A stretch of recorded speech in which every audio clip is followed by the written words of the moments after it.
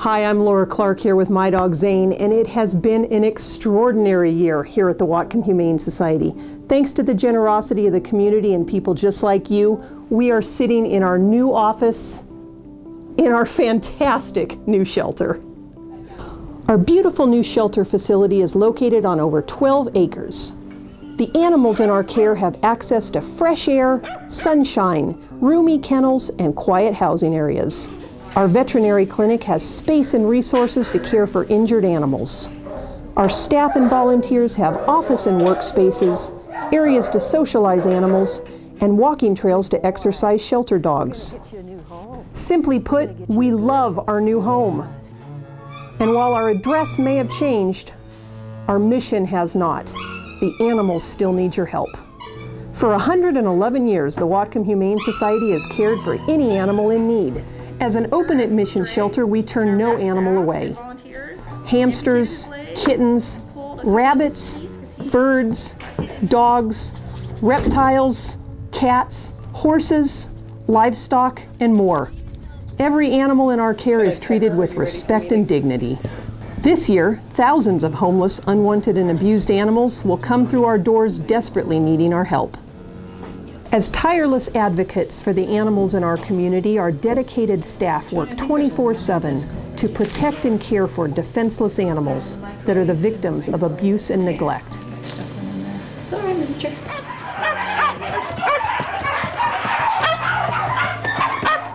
This past year, the Whatcom Humane Society was the first humane society in Washington state to successfully prosecute and obtain an animal cruelty conviction utilizing the new puppy mill laws.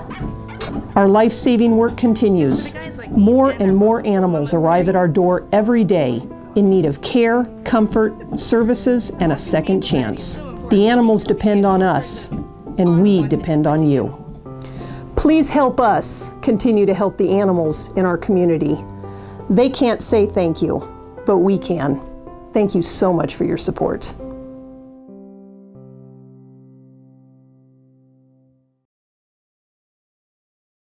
Hi everybody, thanks for tuning in to PetWatch, the monthly show right here from the Whatcom Humane Society. I'm Laura Clark, the director of the Whatcom Humane Society and your host for the next half hour.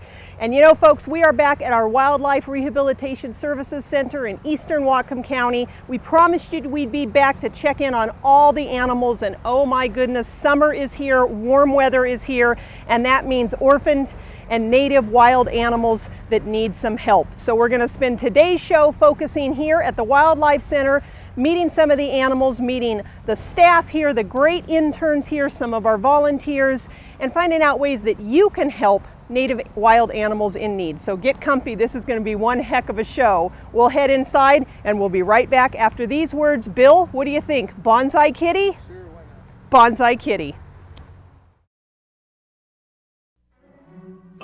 No! Bonsai Cat is attacking the village! Mighty Bonsai Cat is stalking before the final kill. We'll never get out of here alive if he sees us! We'll never escape in time. Ah!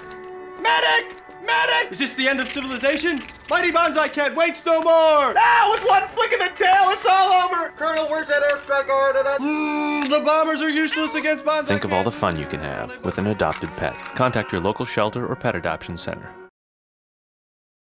We're here at our Wildlife Rehabilitation Center with Alicia Ellsby, our Wildlife Rehabilitation Center manager and wildlife rehabilitator. Alicia, I know it's insanity here. I know you and Alex, our employee, are headed out to pick up an injured fawn right now. So before you leave to do that, amongst your other duties, there's a reason that there's so many animals coming into the center right now. So give us an overview of what's in the center.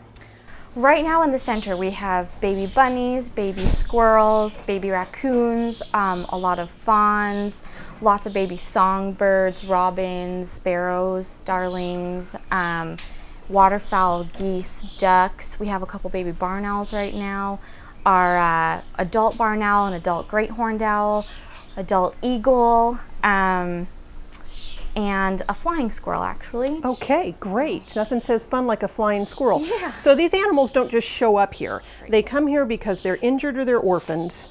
People find them or people call. So I guess the big question is, If somebody finds a wild animal that they think needs assistance, what should they do? And more importantly, what shouldn't they do? Meaning, should they pick that animal up and take it home for a few days?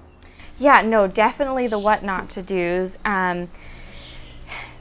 Picking them up anytime is really stressful, and it stresses them out, especially if they've got an injury, and sometimes it's hard for us to see if they actually do need the initial care if they're not in that environment. Say, for instance, it's a baby owl that's out of the nest. Well, sometimes when they're in that fledgling stage, they're learning how to fly, so they stay on the ground for a couple days, they hop up and down the branches. Mom and dad are still feeding them, but if that owl is removed from the site, we don't know where the nest is, we can't find out if that's actually what's going on, especially when they come in and they're not injured. It's, well, why did it come in the first place? So it's all trying to find a puzzle piece and mystery. So sometimes it's better if we can actually see what's going on. So definitely giving us a call first so we can assess the situation, talk about what's going on with that animal. Is it in distress? Looking for, you know, we always say the ABCs, airway, breathing, circulation. If that animal can't breathe or is having trouble breathing, then yes, it does need to get here ASAP, as well as if it's bleeding, been hit by a car, fallen out of a tree and has a broken leg that's, you know, bleeding, then we definitely want to get those patients. But it's best to always give us a call first so we can assess what's going on. If mom and dad are around, that's the best thing to do. And definitely if they do get picked up by a member of the public, making sure not to feed them. And why is that so important? We're seeing a lot of babies right now that people have taken home and started feeding milk, and that's so important because the babies can't digest. A lot of times it's cow's milk and babies cannot digest cow's milk. So we get them in and then they're dehydrated, they've got diarrhea, so we have to start them on antidiarrheals, we have to start them on IV fluids or subcutaneous fluids to try to replace that dehydration, and that's more stressful on our patient, and then in turn makes the recovery that much longer. So everyone always wants to feed and they want to help, but it's actually more damaging to that animal if they get fed. So no food. That is such great advice. So you're getting ready to head out to a fawn that you have been monitoring. So you know this is a fawn that needs your help. Yes. We get so many calls from people that see a fawn in the woods or in a field and they say, I need to go help that fawn. And I mean, we've gotten so many fawns in the center this spring and summer already. So talk to us specifically about fawns. When people see a fawn that they think is in need, what should they look for? So with fawns specifically, a lot of times they will spend, you know, up to 4 to 8 hours on their own without mom. Mom parks them in a spot, and then she goes off and she feeds, forages, and then comes back for her baby. And if there is anyone in that area who happens to stumble upon them and is watching and seeing them, chances are she's not going to go up to them. So again, the fawn's going to be left while mom's watching from a bush, waiting for that person to leave to then go look. So a lot of times that's what's going on. They don't actually need help. It's when, again, they can't breathe, they've got blood coming out. If they're walking around and actively crying and walking, then that's definitely a sign that they're orphaned. But if they're tucked in a nice little tight ball, they've got their head up and they're looking around and they don't look like they're in distress, then they generally don't ever need our help. Great. Okay, we're going to let Alicia and Alex go. We're going to hang out with the dedicated interns who are here at the center for the rest of the afternoon. If you're looking for advice on native wildlife, you want to call the Wildlife Center 966-8845 or visit our website, whatcomhumane.org. Really important thing to remember is there is one Alicia, one Alex. Sometimes they're really busy. It may take them a while to get back to you, so be patient. Again, 966-8845. Alicia, thank you so much. Good luck getting that little baby in need. And let's go spend some time with some interns. Thank you. All right. So we have here an adult great horned owl. He came in a couple weeks ago, not able to fly, not able to hunt, just down on the ground, and has a really bad eye injury. His eye has a luxated lens. So right now we're trying to treat that with our veterinarians to get it to a point where he either can learn and adapt to hunt with one eye in the wild. So we're just rechecking his eye right now to see how it's doing and see what the progress is that's been made. Check. Alex, can you show me his eye? When we get it open. Okay. Likes to keep it close. Got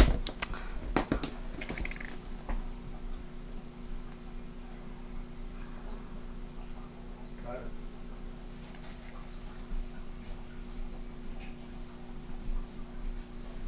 And that's a numbing drop. That's going to numb his eyes so he doesn't feel any pain. And this is a dye that's going to dye his eye to check to make sure that there's no ulcers.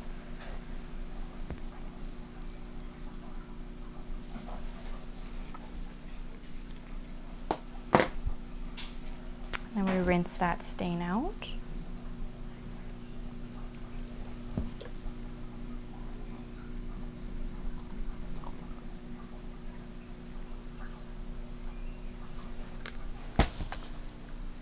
Just flick off the light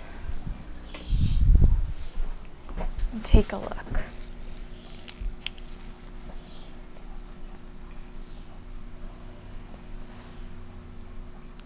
So we've got no corneal ulcers, which is a great sign. No further damage. So it's progressing the way that we'd like to see at this point. All right. Something pen or anything? Yeah. Or we good? Put in an eye medication.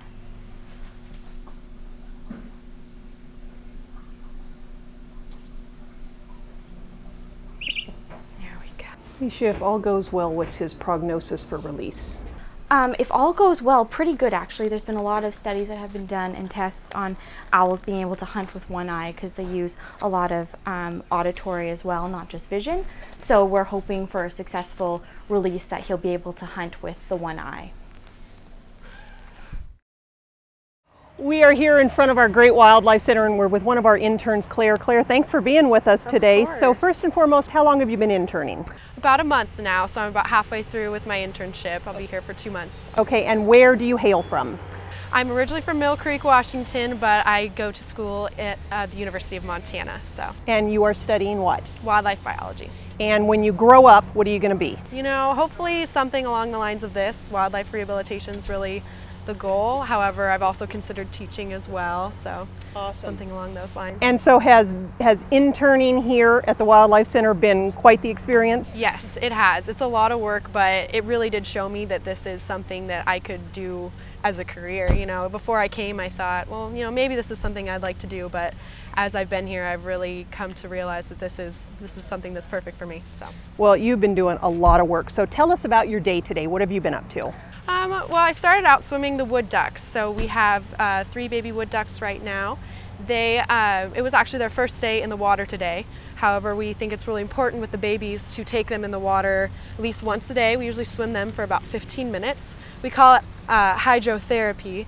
It's to get them ready to go out into the wild because they need to be able to paddle for long periods of time. And if we just keep them in a cage all day long, they're not going to be able to. However, it is supervised and we don't keep them in the water all day because they need the heat in order to survive. So you were doing that, and I saw as you were taking them out to their pool, you had a mask on. Tell us a little bit about why that's so important. Right. Okay, so with certain species, as they're babies, it's really important to wear masks because they will imprint. Whoever's feeding them, they will get used to them. And one of the main things for releasing animals is they have to be afraid of humans in order to release them. We can't release anything that's been imprinted, to say so. So with baby crows, we do the same thing. We do it with baby pigeons. With baby owls, we wear a ghost sheet. Anything to basically make ourselves less human so that they, you know, are out in the wild one day and are, you know, used to the humans, and it could potentially cause problems. Super important that wildlife does not imprint. Otherwise, releasing them can actually be dangerous to them and dangerous to the humans. Definitely. So you're headed off to work with the fawns now, and another species that it's so important they don't see humans. So tell us a little bit about that process. So the fawns are a little bit tricky. We try and limit the amount of people that even work with them at all. So as of right now, it's just me and Alicia and Alex who work with the fawns because, like we said, you know, you really try and limit human activity whatsoever. We limit going in there as much as possible, only to maybe change out the bedding if it'll get gross or put in new grain. But other than that, we try and stay away from them as much as possible so that they are able to be released and truly be wild animals. So yeah, we'll be going in there, and I'll probably even put on a ghost sheet for that, just, you know, even though they can still kind of see through the fence in a sense, so we're just really trying to limit that human interaction as much as possible. So today they're getting their bottle feeding, Yes, is that they correct? are bottle feeding. We bottle feed them 3 times a day. However, they're kind of in a transitional period right now where we're starting to wean them. We hope to have them weaned in about a month. So the 2 o'clock feeding is just kind of an offering, and we're what we'll be doing now, just so everyone might not come, or maybe they will. Then eventually we'll take that out, just have the morning and night, and then it'll be once a day, and then they'll just be on their own having browse and grain and grass, which they'll be able to have in the wild. So. And they won't be released until this fall, so Correct. we've got to be caring for them for Yes. quite some time. Yes, definitely. They'll be about 90 pounds. They won't have any spots. The males will start to be getting their velvet horns by the time we release them. So releasing them is going to be quite a task for those who are going to be here for that. Awesome. But, yeah. Well, Claire, thank you for interning. Thank you for your course. dedication to this organization and these animals. We're glad you're having a good time, and we'll let you get to it. All right. Thank you so much. Here with another great intern, Kelly, outside one of our raccoon enclosures here at the Wildlife Center. So Kelly, you've got a busy day today, but before we let you get to it, tell us, you are an intern here. How long have you been here? I've been here for about 2 months now. Okay. Yeah. So your internship is coming to an end then. It is coming to an end. And you're from the East Coast. Tell us how you got here. Well, I go to school in North Carolina, and I researched about it online, found out about it, so I took a flight out here, and yeah, I'm here now. So. And you are studying what in North Carolina? I'm studying marine biology. And you want to parlay that into what type of a career? Marine mammal wildlife rehabilitation. Great. Yeah. So has this internship really helped solidify that plan? It's definitely helped me realize that it's definitely something I'm interested in, and yeah, so definitely. What's been your favorite part about interning?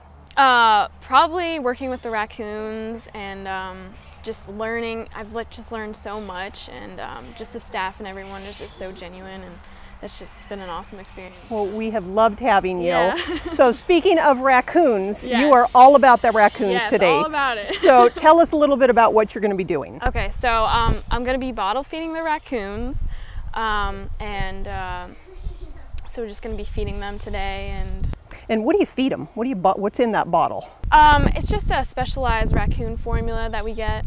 So, okay. Yeah. And what do you like about the raccoons? What's fun about them? They're just like troublemakers, and you never know what you're gonna get with them, and they just always something new. So it's a lot of fun. And I'm sorry to interrupt you there. So the little ones need to be bottle fed. We've got some bigger ones out here that are eating on their own. When do they make that transition? Do you know?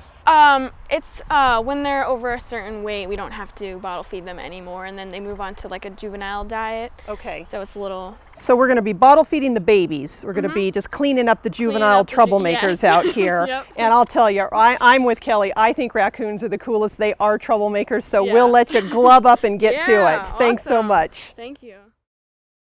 Well, it has been all about the wild animals today, but don't forget, folks, we have a ton of great dogs and cats and bunnies and horses and small animals available for adoption at our beautiful shelter on Division Street. Reminder, go to whatcomhumane.org for information on how to adopt. Our shelter facility is open Wednesday through Saturday, 10 to 6, Sunday and Monday, 11 to 5, and closed to the public on Tuesday. For more information, again, whatcomhumane.org, or give us a call, 733-2080. And we have got some great events coming up this summer. So I'm going to go through them because you are going to want to save the dates and check out these events with proceeds benefiting all of the animals that the Whatcom Humane Society cares for, domestic and wild. And Bill Bailey, volunteer producer extraordinaire, I need you to work your magic here, starting with, this is so cool, check it out, Whatcom Humane Society's Movie Under the Stars. Behind our beautiful shelter facility on Division Street, we are going to be showing the awesome movie Best in Show. It is such a cool movie.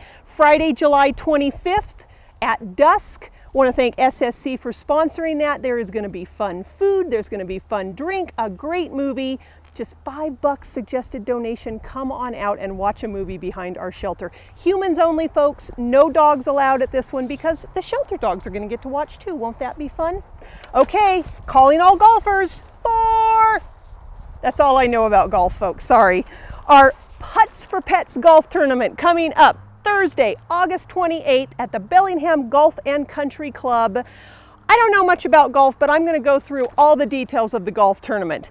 2-person scramble, whatever that means.